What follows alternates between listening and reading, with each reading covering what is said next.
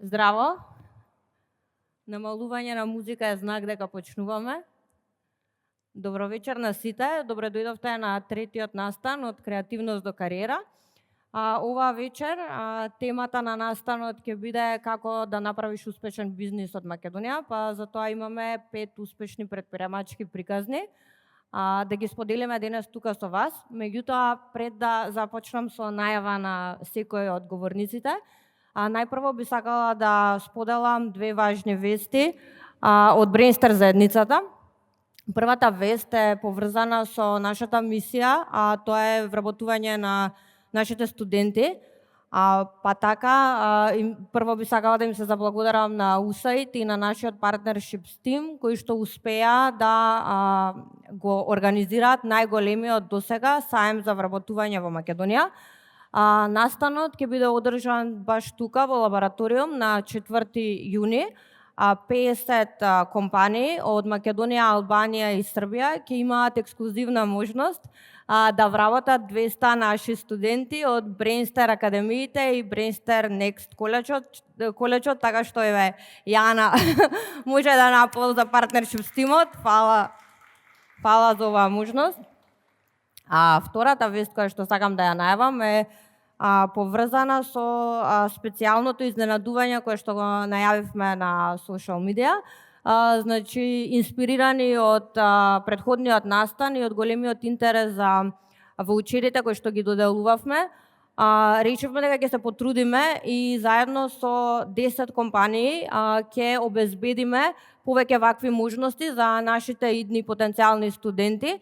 Така што оваа вечер ви најавувам дека склучивме соработка со 10 партнер компании кои што во соработка со Brainster ќе доделат 100 ваучери од 1000 евра за идниот уписен рок.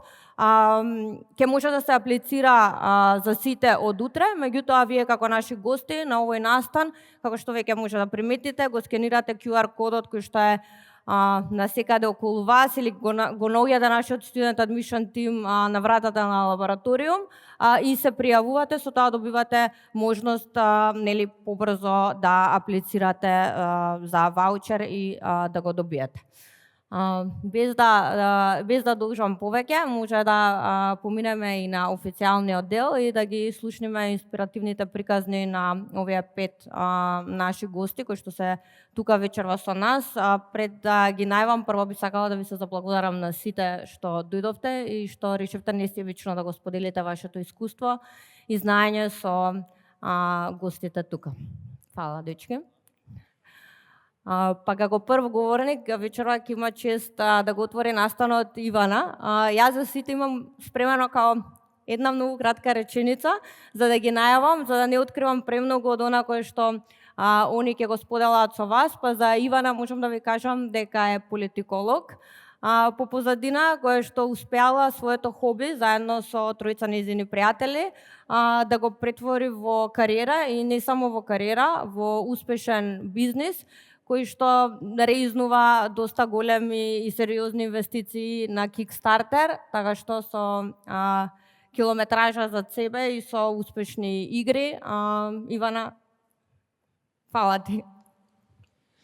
Здраво на сите, јас сум Ивана, кој-собственик на Final Frontier Games, македонска компанија за издавање, развој, дизајн и продукција на друштвени игри. Нашиот бизнес модел е краудфандинг. Нашите игри се секогаш на краудфандинг. И зошто? Затоа што е побрзо, полесно и ризикот е помал.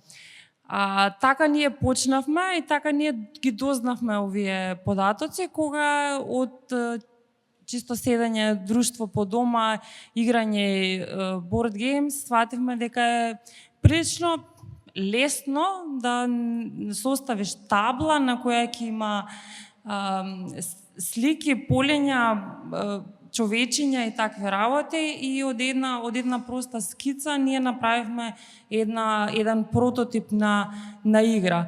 И се запрашавме дали сакаме да ги напуштиме удобностите на животот со сигурна работа некаде или сакаме ова што сега го искреиравме да пробаме да го продадеме.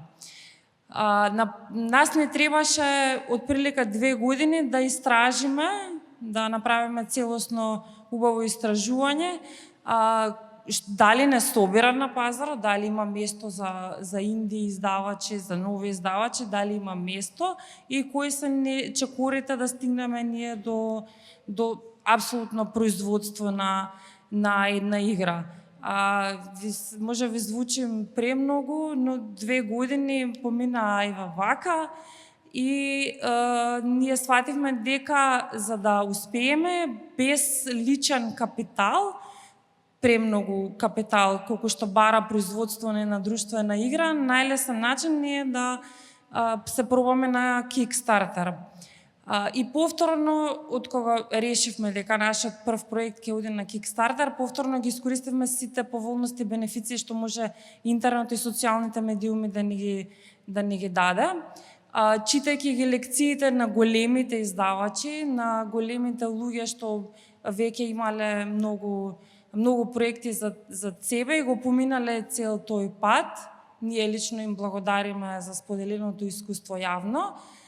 Некако стигнавме до тој Kickstarter и свативме дека можеме.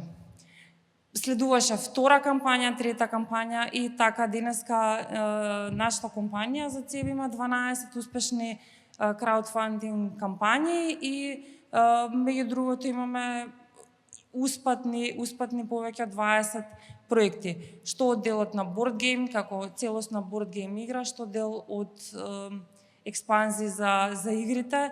Се враќаме на некои игри кои биле нешто по-успешни, да ги реиздадеме и во принцип патот не беше многу лесен, меѓутоа секогаш може да се најде нешто полесно од капитал изваден од джеб и вложен во некој бизнес. Алтернатива за бизнес, ако сакаме, има. Што треба да направиме е да се откажеме од X фактори. Да си ги поставиме прашањата, дали сакаме да работиме за себе, да бидеме успешни за себе или за некој друг. Дали сакаме своето знаење да го обновиме, да ги промениме животните навики, да ги промениме животните вештини, за да работиме нешто во што ќе бидеме заљубени. Ние ги сакавме, премногу ги сакавме игрите, се уште нели ги сакаме и затоа одбравме да го работиме тоа што ќе не исполнува. Сите ние, главниот тим на Final Frontier Games е 4 млади луѓе, кои во 2014 година беа изгубени во системот на барање работа, некаде на некоја крстосница, каде што дел од нас во доцните 20 и рани 30 години, каде што моравме да одлучиме кој ќе биде нашиот понатамошен животен пат и која ќе биде всушност нашата професија. Како што кажа Ања, јас сум дипломиран политолог, кој откако ги запиша мастер студиите свати дека не е тоа што го сакам. Не е тоа што мене ме исполнува, туку има некоја друга работа што ме исполнува. Сватив дека бизнисот е тоа што мене ме исполнува, бизнисот е тоа што сум го знаела, но не сум знаела дека сум го знаела.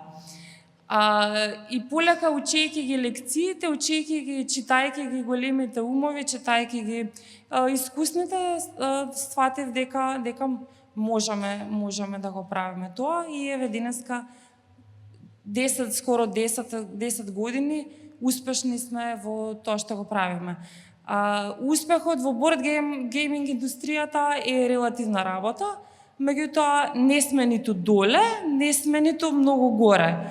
И секогаш треба да се следат нови трендови, треба да се следат нови потреби, да се анализира целиот пазар за да видиме каде сме и на каде треба да растеме. Јас секогаш во секој наврат кажувам дека Треба да сме цврсти во своите одлуки, да знаеме нели што сакаме, па макар и да било тоа ризично.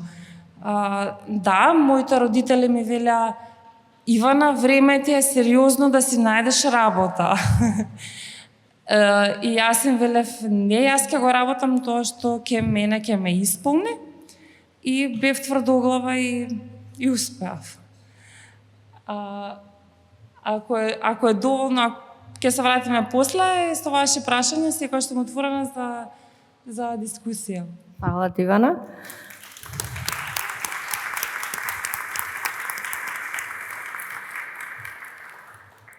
Секако го Q&A сесијата ја оставаме за на крај.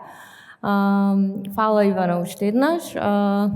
Втор кој што ќе ја сподели приказната денеска е Иван. Ивана па Иван. Иван се мислев како да го најавам, сигурно го знаете од YouTube, ви излегува многу често, ви кажува совети како да инвестирате, како паметно да инвестирате. Би рекла, меѓутоа јас ќе го најавам на еден поинаков начин. Како серијски предприемач, што значи тоа? Би рекла 6 бизниси, 2 неуспешни, меѓутоа она што е важно е еден успешен екзит. Така да, Иван, може да ја споделиш твојата приказна со нас. Фала. Се од позади може да пуштиме, сите обично сакат да дискутираат за успеси и слично. Ја денеска ќе дискутирам за неуспех. Значи, ќе ви објаснам како апликацијата која стигнавме од 0 до 3 милиони корисници, сега стигнавме повторно на 0. Позадина може да видите видео, ово е од 2017 година. Значи, работевме на функционалност која се вика Keep me safe. Што е функционалност ukratko? Ко возите велосипед и ако паднете од велосипедот, поставувате си свој emergency contact и истиот emergency contact добива SMS порака на која ви кажува каде имате паднано, со која брзина и точната нели локација. Праќа се пример локацијата, вие бирате на кој да стигне и ова ни беше оно главна килер функционалност од апликацијата. И ја развивавме уште од 2017 година. Сега од време на време ќе се вратам, заради тоа што не знам точно додека е стигнано. Имам 3 видеа ставени. Првото видео е ние како правевме тест на самата апликација, чисто за да ви покажам истата функционалност дека дека функционира. И втората работа е има и неколку вакви јутубери кои ни правеа ревју на апликацијата, задоволни корисници. И после ово има едно видео дека стварен настан и успеавме стварно да спасеме човечки живот.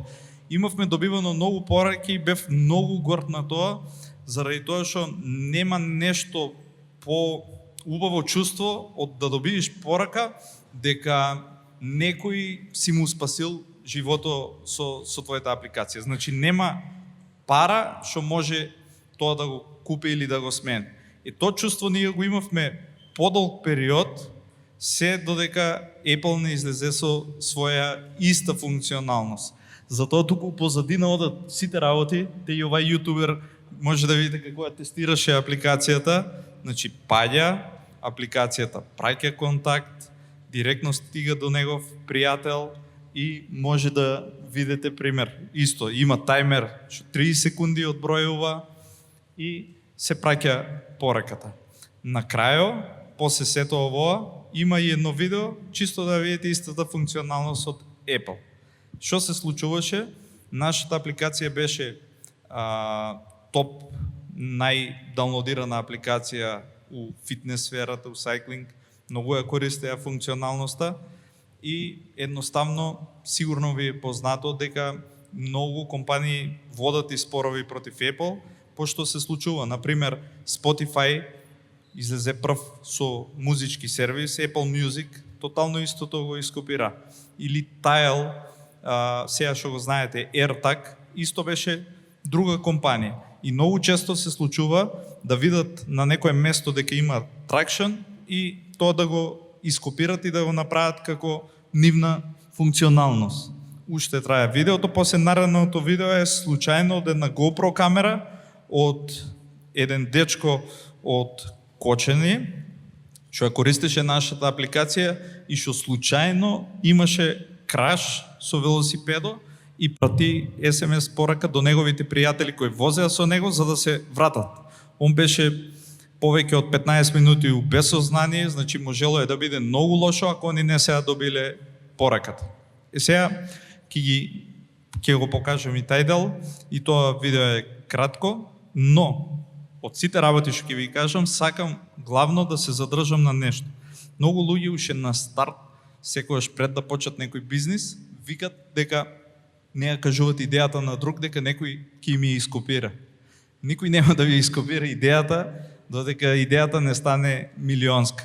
А ако сака некој да ви ископира, ќе ви ископира и вие ништо нема да може да направите. Нашиот продукт е и патентиран, и у Америка е патентиран, ама никој од адвокати што имам контактирано и се, не ќе да се нафане да воде спор против Apple, а да не е платен пример за тај спор. Ја тражев со некој што можам да договорам пример, да речеме 50-50 на крајот, да делим или слично. Он вика дека сите работи, сите спорови траат со години и они ги одоговлекуваат рочишта повеќе и се.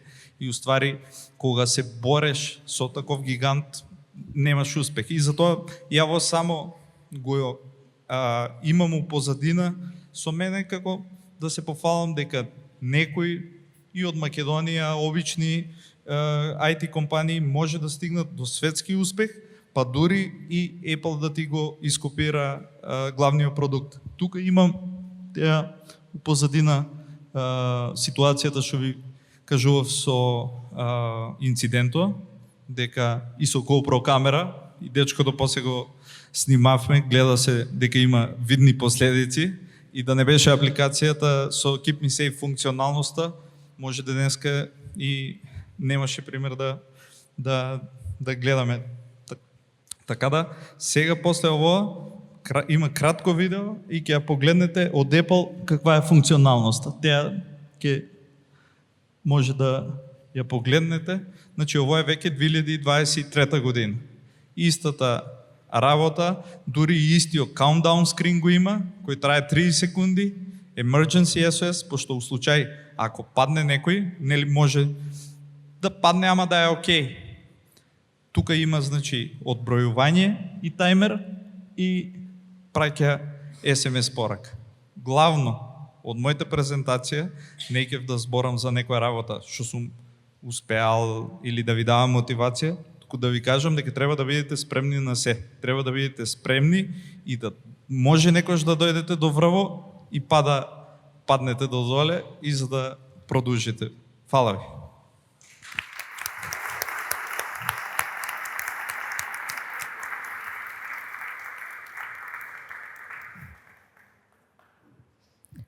Фала, Иван. Следен говорник за вечерва е Иле. Она со кое што би сакала да ви го најавам Иле е дека е еден од најинвентивните, би рекла во моментот, наши дизајнери кои што организира настани на кои што дропсот се распродаваат во брзина на секунда и кои што можеби за да стигне до својот сон и да стигне денес до она кое што го има изградено, има поминато 11 различни компании, така што Иле, the floor is yours. Фала, Ања. Фала на сите тука, фала на Brainster за поканата. Се надам дека добро се слушам. Јас сум Илија, дизајнер. Имам 32 години. Татко ми е прилепчанец, мајка ми е скопјанка, така да детството прилично ми е шетање. На 10 години мајка ми починува во сообраќајна несреќа и јас продолжувам да растам со баби и дедовци до 19 години, каде што сум избркан дома од баба ми и дедо ми и продолжувам да терам сам. Пред тоа, година пред тоа, кога завршив средно, не знаев дали да одам на факултет, државен некој, или да се снајдам некако и да запишам дизајн, пошто сакав да учам дизајн од секој. Сакав архитектура, ама од трета и четврта дека другар мој беше менаџера, ја бев као диџеј и заработував окей, прекинав да учам математика и ми беше страв да запишам архитектура, пошто од трета и четврта не учев. А грешки во архитектура не треба да се прават. И запишав дизајн, помалце ризично ми беше, чичко ми кој живее во Канада ми позајми пари да се запишам на Александрија. Александрија е првата IT академија со ваков концепт. Таму исто имаше као годишни, беше као некој тип на коледж нешто, не знам како е формулирано, али во глобала се запишав таму на графички дизајн и се разбира на чичко ми ги вратив парите, али тоа е едно од најдобрите работи што ми се има случајно што се однесува до мојата кариера. Никогаш претходно не сум бил страстен за ствари, као што сум бил за кошарка у основно и средно. Ама, нели, не станав кошаркарка, што може да видите. После навивање за Айверсон и, не знам, Вутанг, дизајн ми беше онака, нешто кај што заборавав кога сум седнал, кога станувал. И тоа беше супер, и баш романтично беше, додека не се деси тоа што се деси. И благодарение на тоа што завршив успешно, денот кога, не знам, дедо ми пиша као писмо дека треба да се иселам од дома или ќе ми иселат со полиција, отидов кај другар, седнав и пратив портфолија и CV, онакво студентско портфолио до 30 и кусур фирми. Значи све живо што најдов, сегде пратив. И почнав да идам на интервјуа, живеев кај другар, кај Алек. Почнав да идам интервјуа и ми се отвори позиција на другарка, работеше у Веро Джамбон, вика, бе, дизајнерот си иде, а таму не ни има впуштено било што. Као каталози да правам и такви работи. И бев као супер, да уште тука фали. Таму не ни пратив портфолио, ме вработија. И тоа ми беше првото работно искуство. Супер искуство. Не знам, после 3 месеци најдов болја компанија, после најдов болje студио, па уште едно студио, па стигнав до Мекен. Мекен е нешто што ми го има сменето начинот на размислување, место кај што навистина имам пораснато и имам дигнато ниво и сум многу благодарен за тоа и за сите луѓе што ги упознав таму. Подоцна поише пари ми нудеа у софтвер, а пошто плаќам кири и све тоа, и тоа како ми беа битни парите. Бев арт-директор во една македонска компанија, Singular, и паралелно на тоа работев веб дизајн за луѓе од Дубај. Значи, од 9 до 5 Singular, од 8 до 4 Сабајле за дубајците. Таа беа маркетинг агенција што им требаше веб дизајн и арт дирекшн. И паралелно цело ова време сонував да имам концепт за облека. Од уште 2010-та, кога открив за Tumblr и кога открив за тие ствари, од претходно кога бевме рапери, нели, ја заборавив да вртам, претходно кога бевме рапери, слушавме, сакавме да имаме и бренд, покрај тоа што ќе бидеме успешни рапери, али тоа тлееше, така да цело време мислев на тоа и 2016 и 2017 веќе почнав да давам имиња на брендот, многу лоши имиња, добро што не се десија, и во 2018 веќе бевме до Истанбул, купивме материјали, почнавме да правиме тестови, имавме жена што ни помагаше околу кроевите и почна да заличува на тоа што сакавме да биде. Во јуни 2018 ни беше првиот дроп и јуни од 2018 и официјално кога сме почнале да работиме, јас, Моника, која цело време позади брендот што се однесува до фотографија и видео и се разбира се in between, и од тука натака почна се да си доаѓа на место. Во септември паралелно на тоа отворивме и маркетинг агенција што се вика Cherry Cannon. Заради тоа што свативме дека Ox е passion project и дека у прво време многу повеќе ќе троши пари од што ќе прави пари, свативме дека треба нашите advertising skills да ги искористиме. Наидовме на одлични клиенти кои ни веруваа дека тоа можеме да го направиме. Украдовме пар клиенти, ден денес работиме со поголем дел од нив и им благодарам на довербата и паралелно на тоа го градевме брендот. Од секогаш беше фокус Ox да успее, иако страста кон адвертайзингот и кон се што правевме од страна беше подеднакво иста.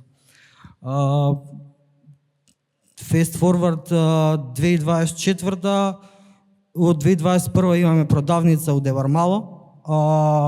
2019 учествувавме на еден стритфер фестивал во Унгарија и од тогаш имаме солидна продажба таму.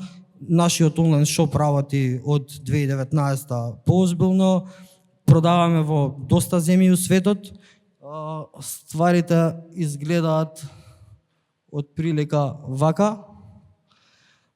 И ова е колекција што ни ја смени траекторијата. Во 2020 заедно со Буги, фотографот од Србија, работевме на колекција што ни овозможи нешто што искрено не очекувавме дека ќе се случи, а тоа е да продаваме во држави као Русија, Франција, Австралија, Нов Зеланд, Америка и така натаму. И тоа ни беше еден огромен ветер у леѓа што искрено многу ни помогна. Работата, денеска сме повеќе од 9 вработени и плюс доста соработници. Работиме на тоа нашата визија да излезе што е можно подалеку и до повеќе луѓе. Работиме со многу повеќе страст од која сме почнале, заради тоа што буквално стана онак секој дневие и секој ден учиме нешто ново, секој ден грешиме многу, апсолутно многу и благодарение на тие грешки секој ден сме се подобри и подобри. И поентата на ова излагање ми е дека без разлика на тоа какви карти имаме во раце, значи без разлика кај се наоѓаме, во какви услови сме и што се измеѓу, треба да сме благодарни, да ја ги цениме шансите и картите што ги имаме во раце да гледаме да ги искористиме максимално. А прогресот ќе се случи неминовно. Доколку сме благодарни, работиме на себе и работиме со ресурсите што ги имаме, ќе одиме само напред. Фала.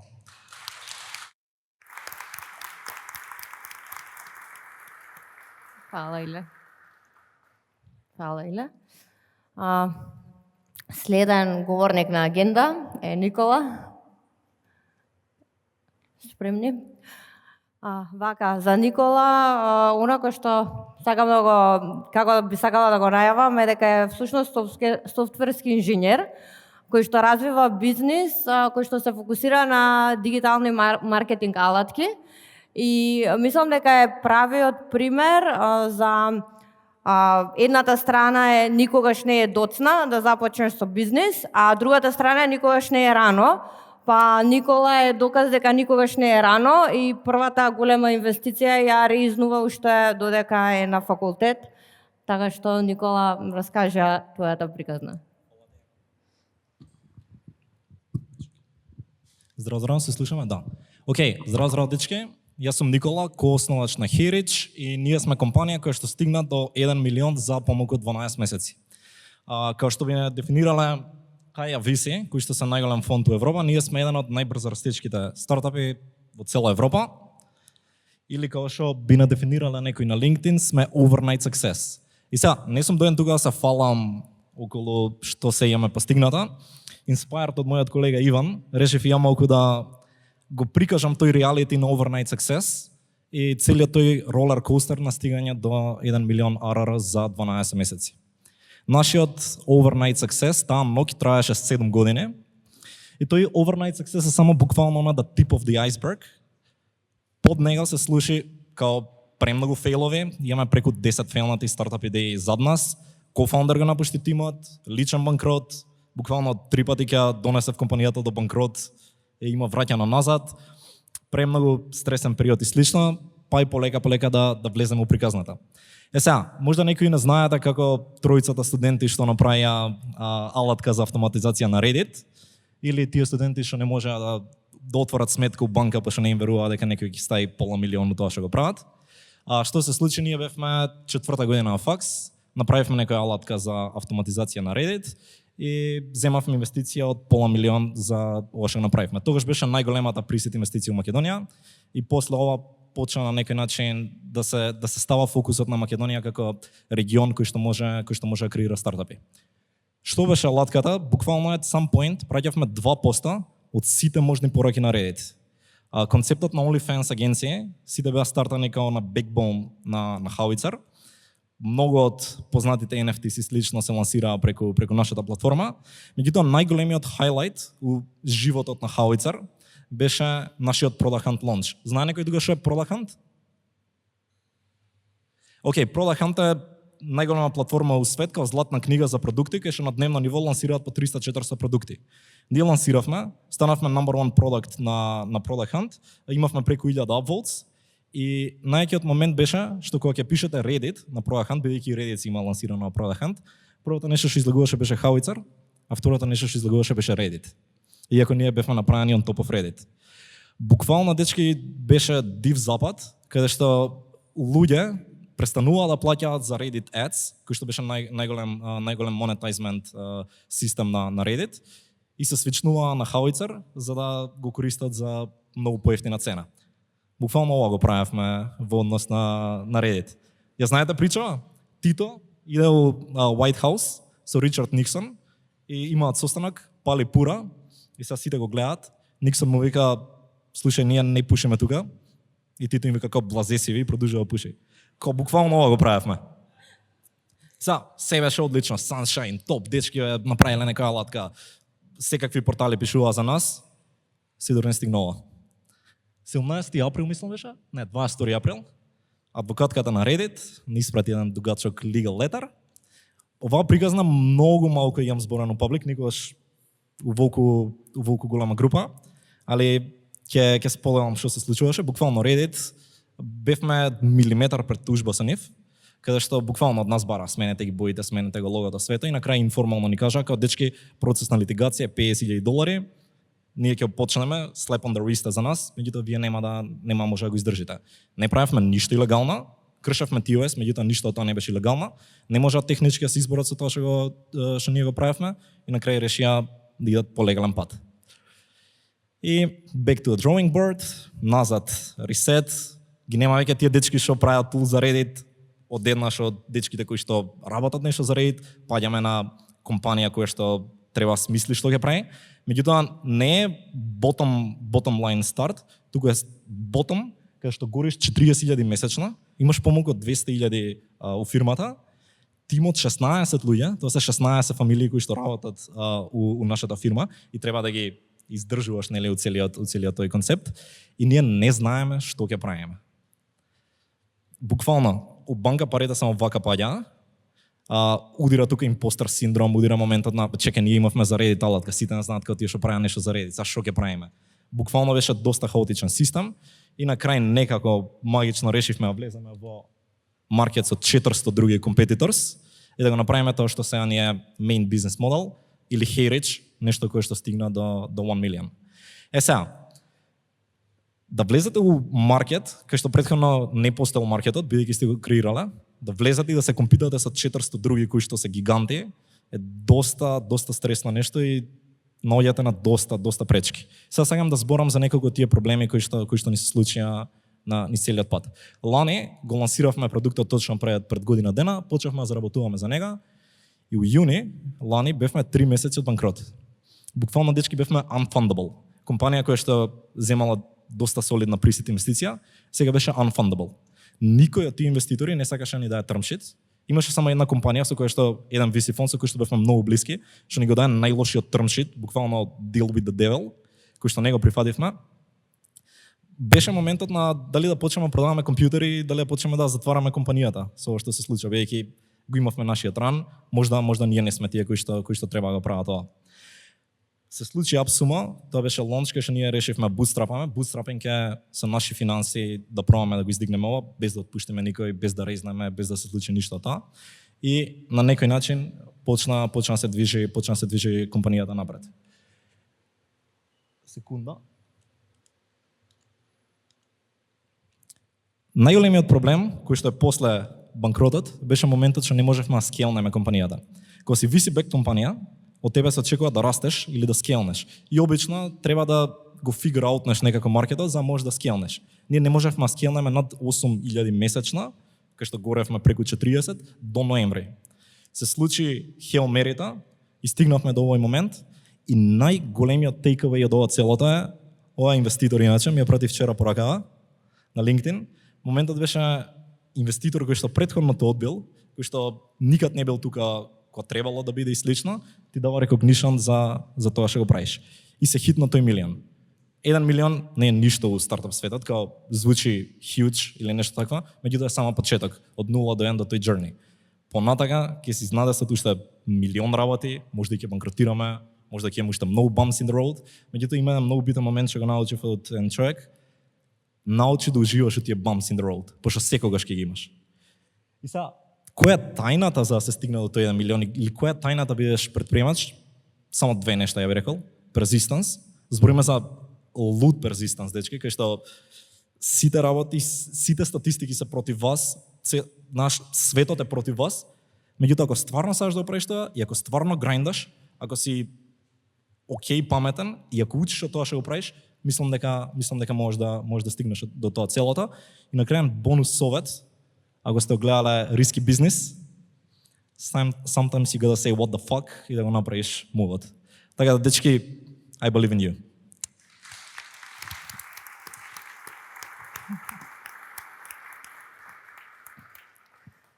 Фала, Никола. Последен за вечер е Петар и после тоа ќе одиме со прашања од публика. Сега не знам како да го најавам Петар, се мислам до последен момент да не звучи пристрасно, ама ајде ќе го најавам прво, како можеби голем дел од вас го знаете, човекот кој што не користи телефон, така да Петар нема телефон.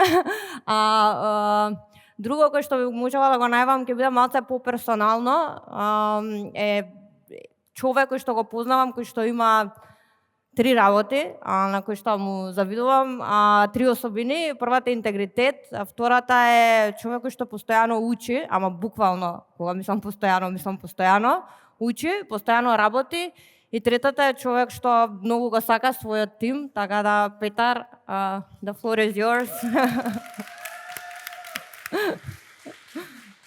Океј, фала ти Ања прво за добра убавата најава, не очекував. И фала ти многу на поканата, навистина ми е чест што ја делам оваа бина со овие луѓе тука кои навистина ги ценам и навистина верувам во нив.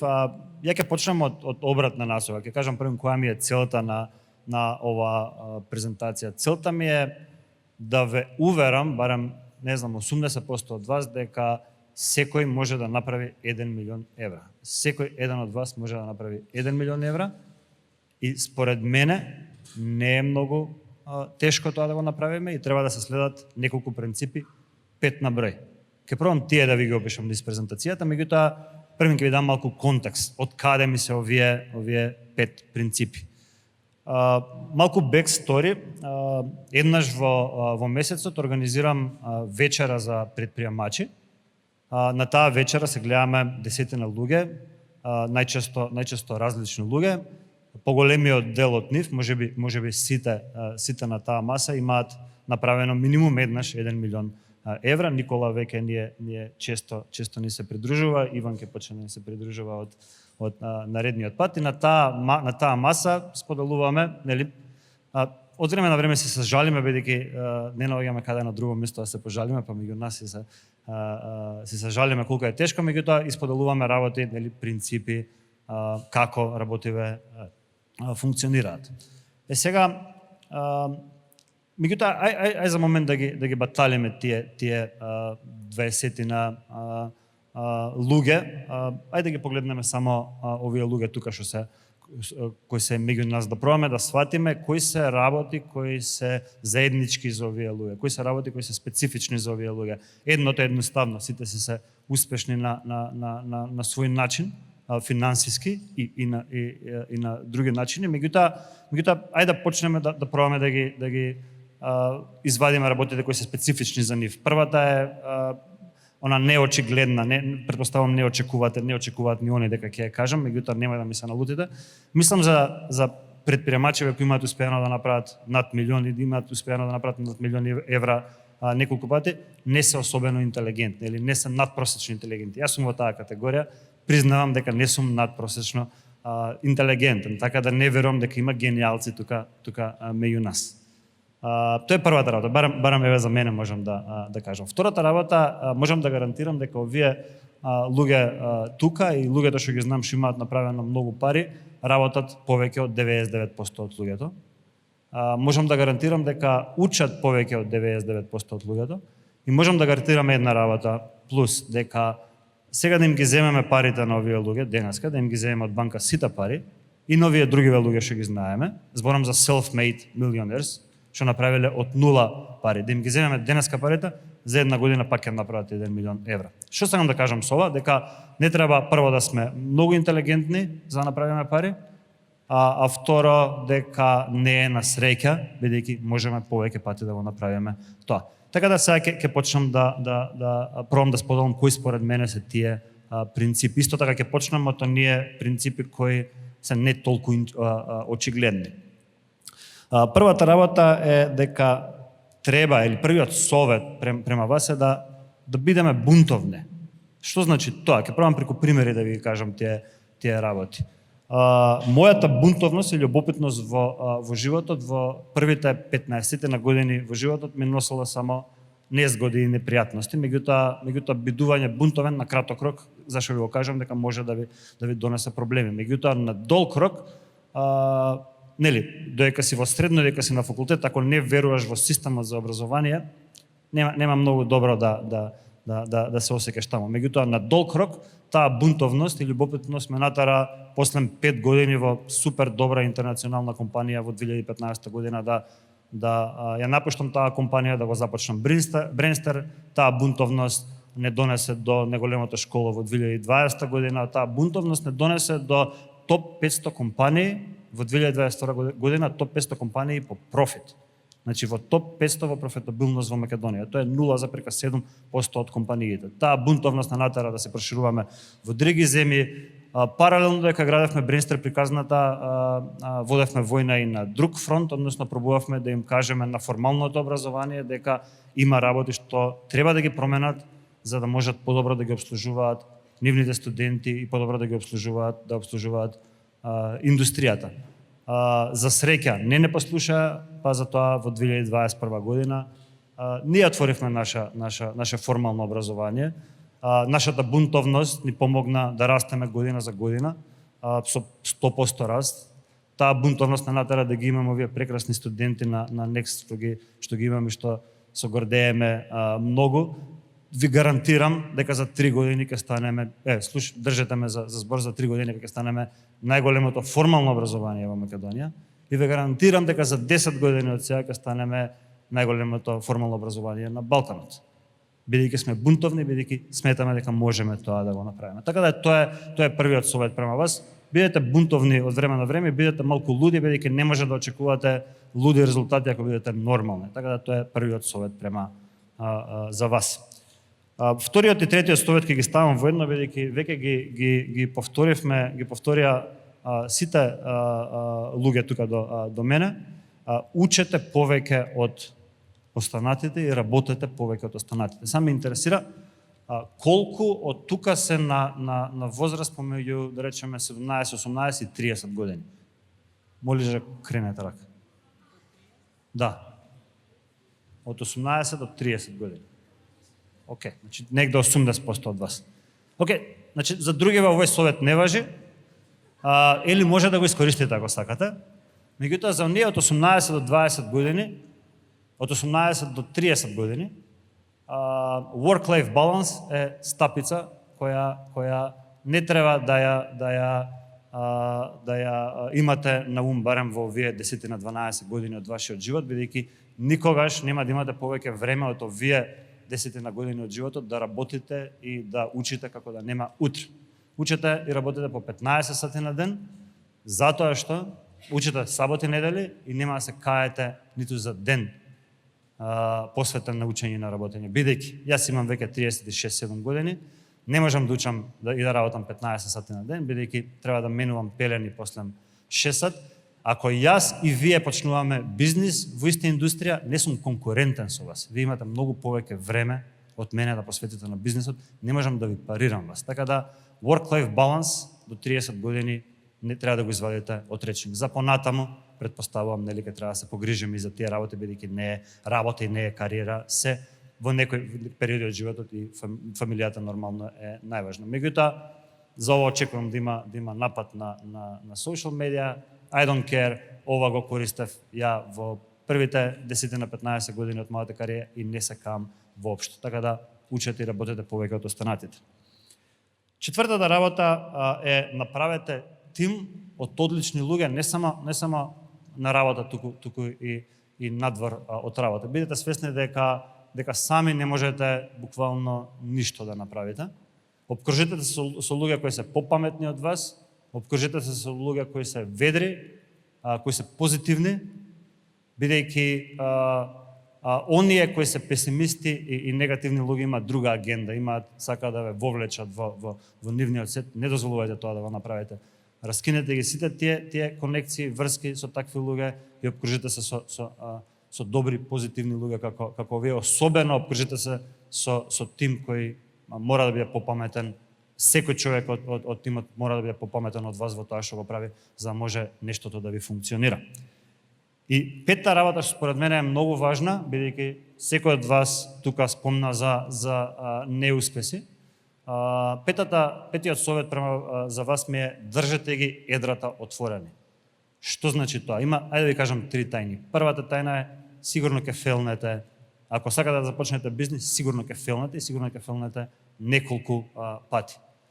Втората тајна е дека треба само еднаш да ви успее за да го направите, да си го стварите сон. Доволно е само еднаш да ви успее. И третата тајна е дека луѓето ќе ве памтат по убавите работи.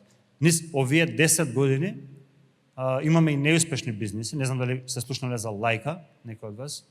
Дали сте слушнале за Колони, претпоставувам никој, бидејќи не ги памтите луѓето по неуспешните бизниси. Мене ќе ме запамтите како Петар од Бренстер, нема да ме запамтите како Петар од Лајка. Така да, единствените луѓе кои ви ги памтат грешките сте вие, затоа држете ги едрата отворени, кога ви се случи некоја неповолна ситуација на работа или во кариерата, не се затварајте во соба, искочете надвор, вмржувајте се со луѓе, споделувајте идеи, слушајте искуства од други луѓе и начекате го следното опортунити за да направите екзит од таа ситуација. Моето име е Петар Ниновски, јас сум роден сиромашен, растен сум сиромашен. Во 2015 година започнав една компанија, сега имам 3 компании позади мене, 2 од нив над €1.000.000 во ревенју, 4-та лансираме за неколку месеци од сега. Штом мене ми успеа и мене ми успеа неколку пати, предпоставувам на секој од вас може да ви успее. Благодарам.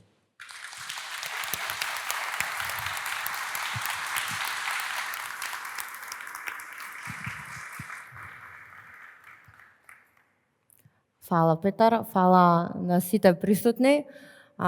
Сега е време за Q&A сесија, така што, дечки, се надевам ги запишувавте прашањата. Ќе гледаме, ние вака ќе пратиме во публика, слободно кривајте рака, ќе испратиме еден микрофон до вас. Може. Која е една од најфаталните грешки кои што може некој да ја направи при основање на бизнис?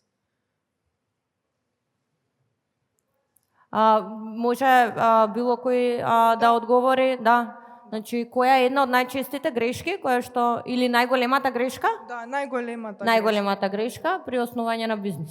Да се откаже.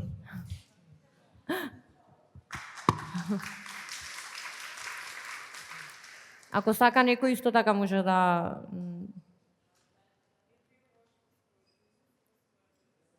Микро... Да. Најголемата грешка е да не веруваш ти лично, да не веруваш во својата идеја и во својот бизнес. Ако ти веруваш, како што и Петар спомена, само позитивната енергија ќе те донесе ќе ти ги отвори вратите, ќе ти ги отвори очите, ќе те донесе до сите решенија што мислиш ти дека ти се стапица пред тебе.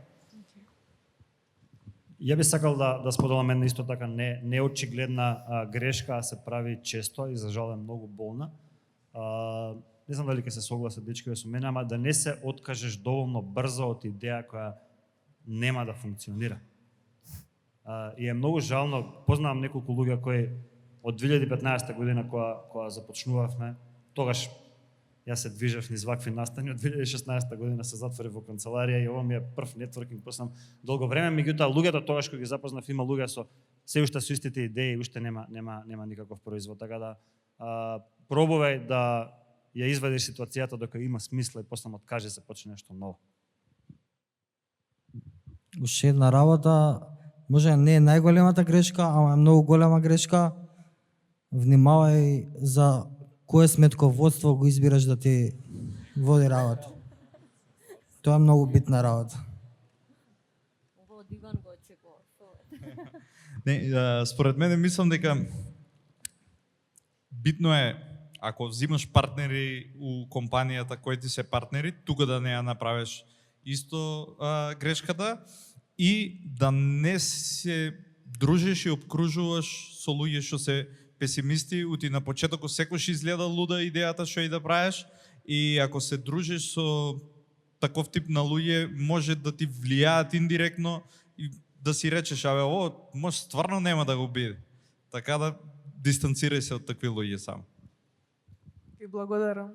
Ако може само да се надополнам на Иван, овде има поента, пред некој ден пред некој време го прочитав ова, вика на македонски би било подобро е да бидеш оптимист и во грешка наместо песимист и во права.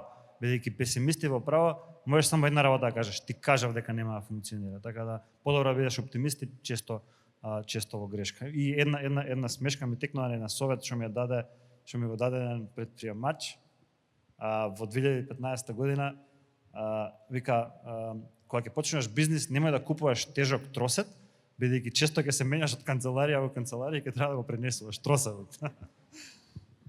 Да, здраво. Значи, ова е прашање за сите. Која е жртвата за да се стигне кај што сте стигнати? Дали е дружење, неспиење, фамилија? Има жртва, значи од работење 16 сати има некои жртви што ги правиме. Кои се тие? Може да почнам ја. Има многу жртви. Право пример, со здравието ќе имате доста проблеми или ако сте поддисциплинирани. Ја пример, кога ги градев компаниите од 70 кила стигнав до 120 кила. Заради тоа што седев по 15-16 сата работев и само јадев и дојдов период дека викам мора да престанам и уствари тога почнав да возам велосипед и едно лице пред мене падна, па тоа ми ја даде идејата за да го креирам Buy Computer. Така да никогаш не може да знаете како ви се сврзани работите, а онака верувајте, многу е тешко и на секој кажувам што сака да почнем бизнис и предприемач треба стварно да биде многу цврст и многу јак. Значи поминувал сум низ тешки депресии, анксиозност до ден денеска и панични напади имам последица на тие работи. Значи не ми е ни денеска лесно и сите тие работи што се ми биле претходно некогаш може да ви направат и да имате и како траума од некои моменти. Ти е многу тешко, посебно кога доваѓате до некој банкрот, со други луѓе работите, треба да им соопштите на некои работи дека не бидат. Сега зависи каков карактер сте. Јас сум пример може поемотивен карактер и ги по работите емотивно доживувам и сам себе. Ама сега како мине времето се тренирате, ама како и да знаете дека не е се едноставно и дека ве очекуваат доста тешки периоди ако сакате тоа да работите, ама како сите што кажав, треба да не се откажувате само. Тоа е. Мој коментар би било дека имаш време за пријатели, имаш време за искачање, имаш време за бизнис, имаш време за кариера, ама немаш време за сите работи одеднаш. Така да претпоставувам во различни периоди од животот различни приоритети. Гого, ти си иднината, не се секирај, ќе успееш. Мислам дека најбитно е да си фокусиран на тоа што сакаш да го правиш, да ставиш аларм, да знаеш дека кога ќе звони тој аларм треба да станеш, да знаеш дека тасковите што ти се напишани на ноутс или у тефтер или кај да си, мораш да ги завршиш, дека тоа ти е приоритетот, дека за тоа имаш енергијата денес и се разбира да спиеш кој што треба, пошто ја не спиам кој што треба, за тоа имам 120 кила и уште не возам точак. Али да, дефинитивно треба да си онит 24/7. Тоа. Види, многу работи страдаат и се слагам целосно со Петар што го спомна моментот кај што си селектираш одредени ствари во одреден период.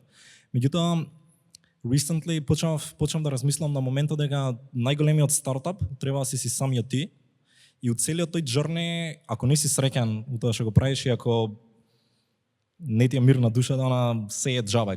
Сум имал периоди кај што имам спомна и анксиозен си, депресивен си, не ти иде нешто, се осеќаш лошо, се запоставуваш, не баш слично. Меѓутоа, ако си одредиш кои се твоите приоритети и ако се донесеш до стадиум кај што стварно си среќен до тоа што го правиш и бизнисот света, мен никогаш подобро не ми идело откако, освен моментот од кога решив да се средам, да почнам со вежбање, да приоритизирам ствари што мене ми се битни, не знам, да не работам викенди, пошто прво работев викенди. Така да мислам дека сите тие работи ќе си доаѓаат органски, ќе си ги научиш, ќе изгубиш многу пријатели, ќе изгубиш врски, ќе се оддалечиш од твоите, секогаш ќе страда нешта, ама на крај крајава ако ги видиш дури сите други луѓе, дури оние кои што немаат своји бизниси и кај нив нешто страда. Не знам, се враќа мајката дома у 5 сати изнервирана од работа, не се фокусира на децата, зашто? Пошто ја изнервирал шефот. Но е слично и со бизнисот. Ти ги одбираш своите проблеми, ти одбираш што ќе ти биде проблем и како ќе го гледаш. Така тие се моите 2 cents околу ова. Добро вечер. Вака, ме интересира да прашам едно прашање кое што искрено ме мачи, имам еден бизнис кој што сакам да го имплементирам. И најголемата мака ми е каде што за мојата бизнис идеја ми се потребни партнери кои што ќе веруваат во мојата визија што имам. Сега, моментот кога што јас во тоа што го нудам како производ, работам приватно 10 години да го изградам моето име. Ама сега кога веќе доаѓам на стадиум како бизнис да го представам, кој е начинот кој ќе дојдам до тие фирми и кој ќе закажам состанок, што би било тоа што треба да презентирам најбитно, за да не изгубат интерес во првите 5 минути од презентацијата. Можеш ли да споделиш малку повеќе за бизнисот, за да можеме нешто по-конкретно? Некој од нас предпоставам да ти каже. Да, вака, значи идејата е да нудам бизнис опција за сите компании кои што се помали и пример се, да речеме, недоволно вешти во ситуацијата на одржување на компјутери и општо сетирање на софтвер и се остало, каде што е основна варијанта на subscription база ниво за сите компании кои што не би сакале да се замараат, а нешто е што го работам цел живот. Може да најдеш клиенти тука, мислам дека ние бараме таква услуга. Предпоставувам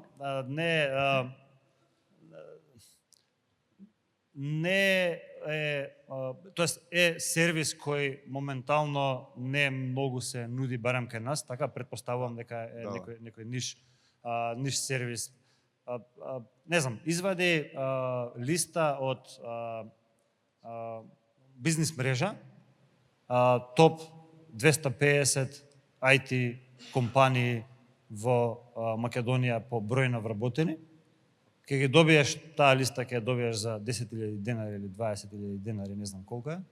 Ке добиеш нивни телефони и cold call јави се на тие 250, гарантирам дека 10 тезги ќе најдеш. Така да тоа е прв чекор. Ако сакаш нешто потешко, можеме да измислиме, меѓутоа ако го немаш направено, тоа мислам дека до 10-15 клиенти ќе доеш на тој начин. Можеби сум грешка, меѓутоа може ако го немаш пробано, ако го немаш тоа пробано, би го пробал првото. Јасно. Има смисла? Има смисла, но ситуацијата ми е кога ќе отидам на тој состанок кај нив, што е најбитниот дел, како да го представам тоа. Значи, тоа ме Едноставен е сервисот. Ја го разбрав со тоа у една минута, така да мислам дека нема да имаш потешкоти да го представиш сервисот. Ако имаш понуда, ја имаш пакувана понудата, subscriptionот зависи од број на units, од број на така. Не би требало, не е тежок продукт за објаснување. Имаш пробано да продаваш cold call? Да, но повеќето од поголемите фирми кажуваат нели дека имаат еден IT човек кој што не им треба такво нешто повеќе. Затоа мојот таргет е mid-range компании кои што На колку си имаш јавено до сега? 5. Така, Никола ќе ти објасни малце подобро. Мислам дека треба да фатиш првиот клиент од барем 100, така да не се доволно. Мислам дека Никола е Да. Океј, ти текна на слайдот што беше не можевме крекнеме над 8000 МРР, што се провлекуваше цело лето до ноември. Буквално у ноември направивме пресек, имавме 597 sales calls со агенции, со sales тимови и со такви работи, значи буквално кај што пробуваш да им продаваш. И од сите тие sales calls имавме некој learning кој е оферот кој што треба им го дадеш. И со тек на време го градиш. Има еден момент што се вика sales learning curve, као learning curve на продажба. Ти вели дека се што треба да правиш е да пробуваш да продаеш и on the go ќе научиш како да го продадеш. Као сите тие fancy things што ќе кажеш, body language, сите тие работи се незначително мали споредно со кој е твојот офер. Се е до оферот. Ако читаш книги, ќе препорачам 100 Million Offer од Алекс Формози. Не го сакам премногу дечкото, ама многу му е добра книгата.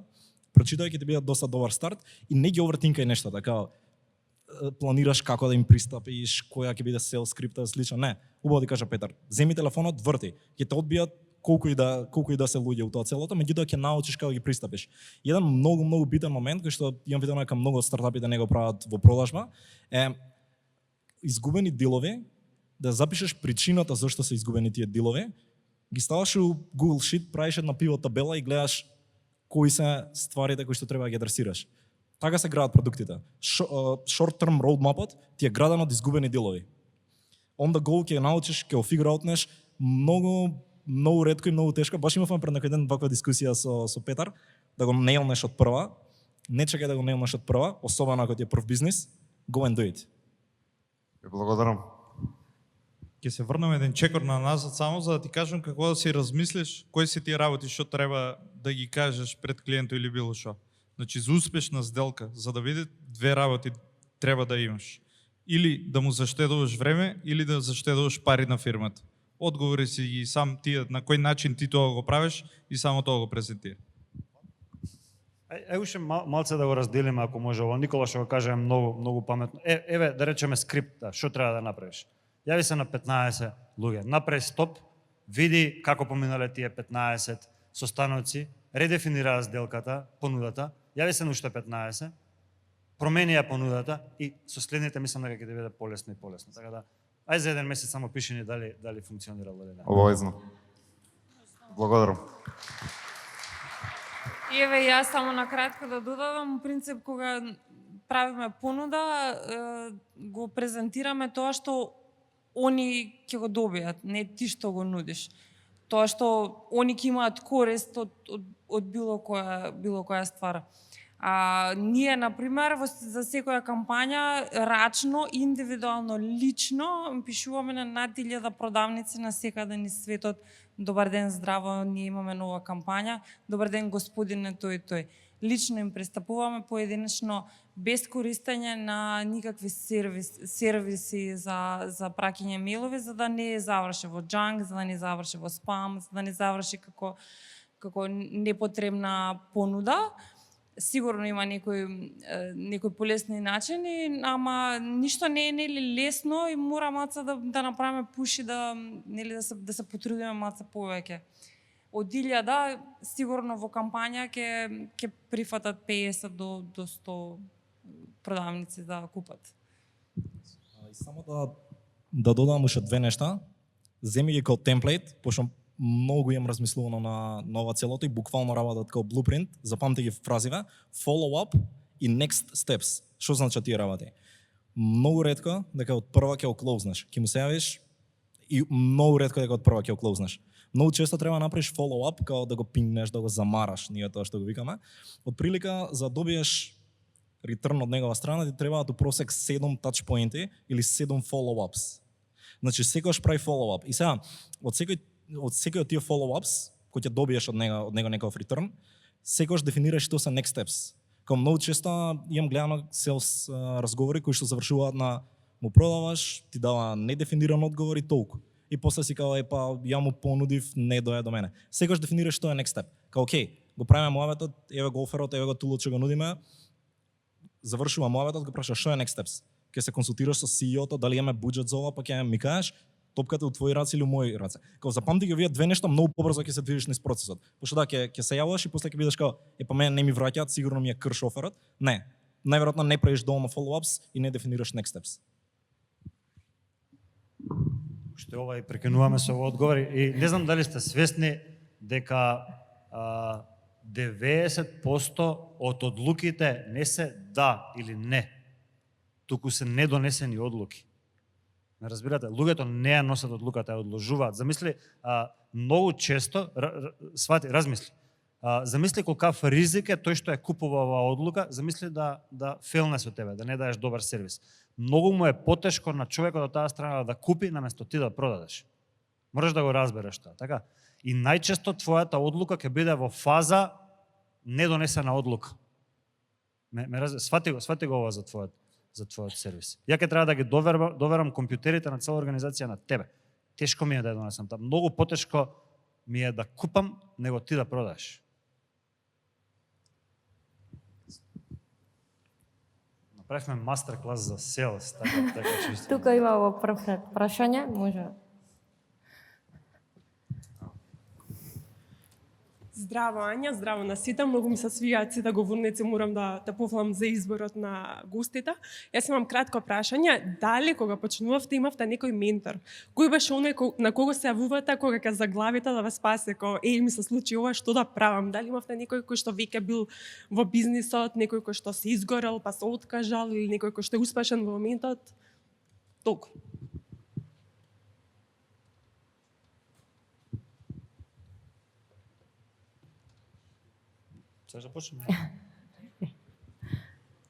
Во нашиот бизнес личен број контакт немав од никого, ниту било кој од нас, но им благодариме на двајца луѓе кои го стигна врво, да речеме некој врв во борд гейминг индустријата преку Kickstarter. Тоа се Джеймс Тегмаер и Джеймс Мети, кои доброволно, самоволно и како да кажам, од лична желба ги напишаа сите лекции вредни да се прочитаат како да стигнеш до Kickstarter, како пред, како после, што откако ќе се финансира кампањата, каде да се обратиш за производство на игрите, што следува понатака, до секој еден поединечен контакт на секаде низ светот. Така ние имавме. Немавме ни рамо за плачење, немавме ни човек да му се јавиме сега како понатака. Моравме, користејќи го интернетот, да ги бараме лекциите и го најдовме Джейми. За среќа тој беше добар и го направи тоа од лична своја волја. Ние имавме ментори, меѓутоа менторите не веруваа дека нешто ќе испадне од ова. Буквално како сите луѓе околу мене, дури моите пријатели све беа нема шанси ви да резнете, дури правиме ова дека најверојатно понудата за инвестиција ви е Nigerian Prince шема. Меѓутоа помага. Ја многу верувам во ментори и гледам да се обкружам со ментори. И многу битен момент со менторите дека еволуираат. Многу ретко е дека иницијалниот ментор ќе ти биде екстремно релевантен во некоја друга фаза. Секогаш најверојатно ќе се консултираш за ствари со нега меѓутоа еволуираат и со тек на време гледаш да се обкружуваш со некои други ментори. Буквално исто како change your circle моментот. Исто слично на Никола ќе се надоврзам. Моите почетни ментори беа луѓе, пошто аутсорс работевме и некои клиенти што ги гледав како поуспешни од мене, доста дали од Америка, дали од Австралија од тај период со клиенти од таму работев и често знаев да се зближам со нив и пример да им кажам што сум направил, пробувам некој нов проект, да споделам мислење, да ми дадат фидбек, да ми кажат некои работи, ама како се движи времето, запознаваш некои трети луѓе и исто. Не е класично менторство, ама едноставно со луѓето се приближуваш и дискутираш со нив и ти дават добар фидбек.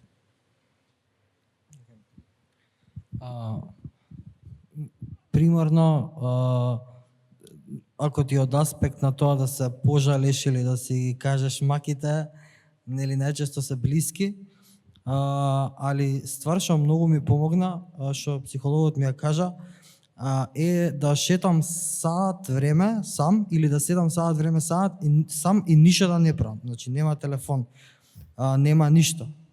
Се фокусираш на рандом ствари што се поможност да си у природа,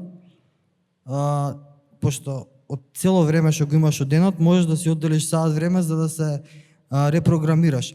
И сите, например, ти можеш, ако конкретно те интересира нешто за фотографија, например, можеш да му пишеш буквално на идолот, можеш да им пишеш на 10 најдобри фотографии, 10 омилени твои фотографии, многу е голема веројатноста дека во денешно време ќе ти вратат директно. Слободно можеш за таков тип на совет да контактираш било кого што ти паѓа на памет и те охрабрувам да им пишуваш директно на луѓе што ги идолизираш или што ги почитуваш ептено нивната сфера.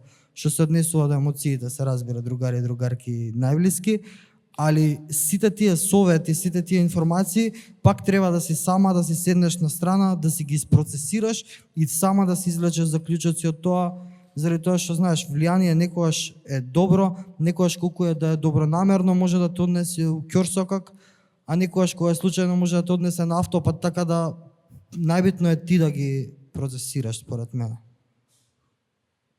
Мојот совет тука би бил многу да внимаваш од кој бараш совети. Значи тоа треба да ги одбереш луѓето од кој бараш совети, меѓутоа ќе се надоврзам во 2015 година, ако излегов од претходната работев во корпорација и бев досаден човек, се дружев со роботи и машини на работев во фабрика, тоа ми беше претходната работа и немав конекции, немав врски во бизнис светот. Кога го започнав, кога напуштив работа, се јавив на 10 луѓе кои тогаш беа навистина важни во оваа заедница. Еден од нив беше Хајан Салмани, нели го знаеме.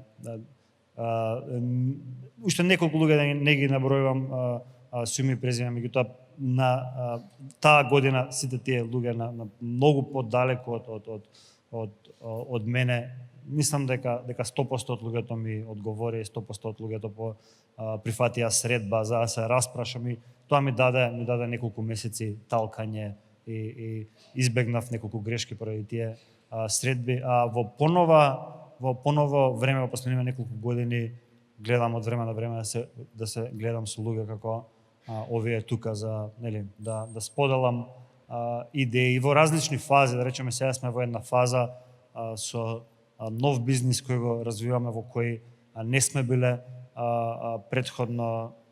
Иван и Никола имаат многу поголемо искуство од нас во тој дел. Зашто да талкам као нив година дена кога можам да се видам неколку пати и да ги споделат сите грешки и лекции со мене буквално за недела дена. Така да ги користам конекциите што сум ги створил на тој начин. Ме менторираат и се менторираме од време на време во зависност од потребата, така да тоа би било. Меѓутоа, навистина е многу важно, прво не го игнорирајте, внимавајте од кого барате совет. Здраво на сите, јас сум Вилијам, може дел од вас веќе ме знаете, неколку години во Brainster. Едно прашање кое што претпоставам ќе биде интересно за сите овде, претпоставам, или ако сте овде, сте дел од Brainster заедницата или доаѓате да не поддржите, или сакате, или имате аспирација да започнете и да скалирате бизнис, така. Тоа е и темата на настанот. Моето прашање е следно. Дали имате некој геп во маркетот што го гледате моментално, а немате време и фокус да креирате бизнис околу тоа? Така, претпоставам дека го следите маркетот, не мора да е поврзан со некој buzzwords и слично. Претпоставам може да се роди нешто од тоа, па после да се градат тимови од луѓе од тоа. Тоа е моето прашање.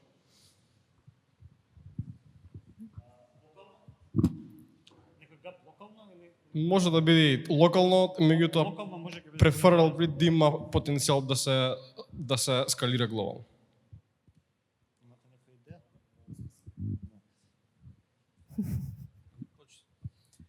Види, ја имам две такви идеи, али се екстремно специфик за индустријата и ако навлезам во деталите, не знам колку ќе бидат интересни, али генерално е еден унифициран инбокс, кај што ќе можеш да ги споиш сите други outreach тулови, бидејќи има агенции и компании кои што користат неколку outreach тулови. Еден унифициран инбокс кај што можеш да ги имаш на едно место. Верувам дека многу лесно можеш да го продаваш тоа. Имаш веќе existing market, многу брзо може да се направи и доста добар профит има тоа. И другиот момент ми е околу AI генерирани пораки, API кој што му даваш некој input, било каква информација за тој човек, генерира AI icebreakers, compliments, whatever, и го продава како API кој што се напојува од други тулови кои што сакаат да влезат во AI, меѓутоа немаат manpower, го немаат знаењето или не специализираат во тој дел. Така да овие две нешта ги имам на ум, имам размислувано како може треба да склопиме помало тимче за да ги работи, пошто ги имам извалидирано во глава и знам дека ќе работат базирано на индустријата. Али се пак многу специфик, нема нешто како Uber у Скопје, кој што верувам дека ќе движи. Имам неколку гапови што ги следам редовно, претпоставам тоа е болест на сите нас.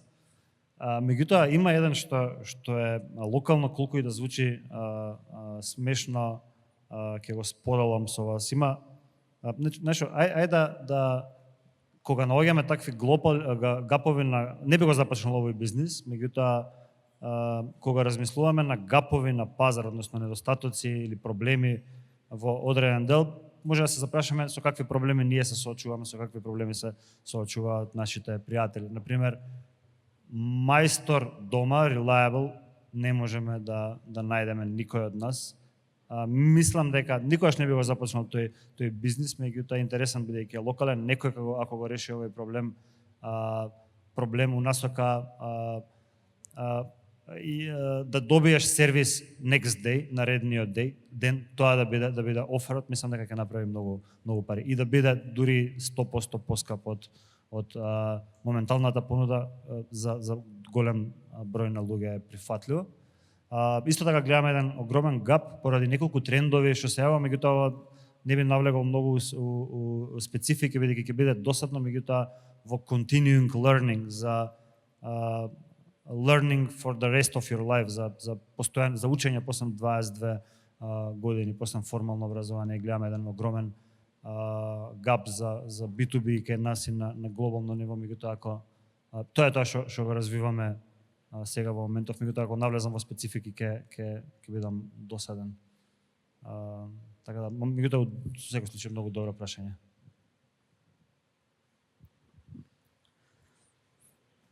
Јас секогаш разгледувам така, како Петар што вика, болес е тоа, секогаш текне ни видиме некоја работа, ајде да пробаме, мал тим, што вика Никола, ајде да направиме, да пробаме, и ја многу често го правам тоа. И те се последно со мастер-класот за инвестирање што видам, заради тоа што видов гап дека има многу луѓе што немат финансиска едукација, мислев ја дека имат заради тоа што ја пример сум учил од YouTube видеа, од курсеви некои, ама кога земав сам да си правам како подкаст и видеа, гледам дека најголемиот број на прашања беше за тоа. и сванав дека има многу голем гап и Европа е многу далеко, не можеме ни приближно да бидеме дури и со нашите соседи. Од самиот факт дека кај нас банка се чуват некаде околу 7 милиарди евра, а инвестирани имаме околу 150, 200, 300 милиона у фондовите, а у другите држави е многу поголема разликата. Мислам дека има многу простор за бизниси што би се бавиле со финансиска едукација, со финанси, со инвестициски фондови, со хедж фандови. Значи, ја би сакал, значи ја ќе креирам следно хедж фанд, некој друг да креирам меѓу време, за да научам кои грешки пред мене ќе ги направи, за да не ги правам јас, за да продолжам тука. Затоа обично секојаш ги кажувам моите идеи претходно и се радувам некој ако земе да ја направи идејата, заради тоа што ќе научам, ќе видам, ќе пробам така да прави селс на неколку, ќе видам после петиот пат што му функционира на него, ќе му го ископирам, ќе продолжам ја од тоа место. Така да ја обично секојаш ги кажувам идеите, не ги кријам што ги имам и сакам да се надпреварувам со некој друг. Мислам дека можеме и полека да привршуваме. Ако нема уште едно последно прашање, има тука во средина. Еве, кај Вил, може да му го подадеш на... Да.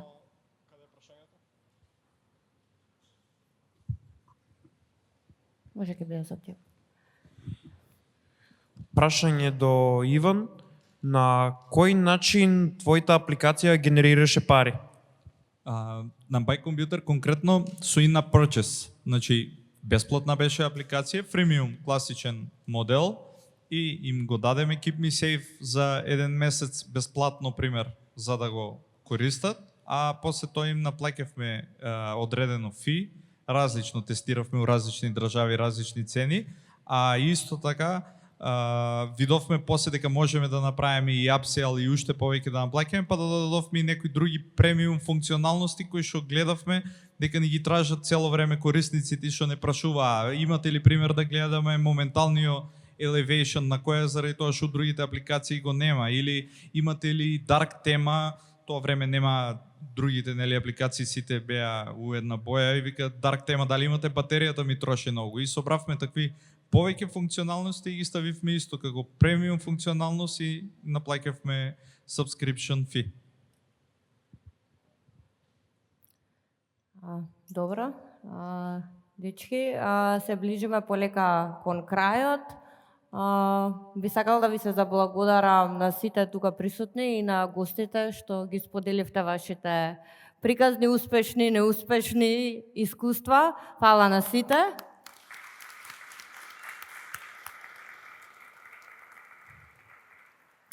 Би сакала да ве повикам, лево од нас е изложбата на Академијата за графички дизајн, така што може после тоа да ја погледнете. Во кафичот на лабораториум ќе имаме забава со Крис, воедно и наш студент на Brainster Next.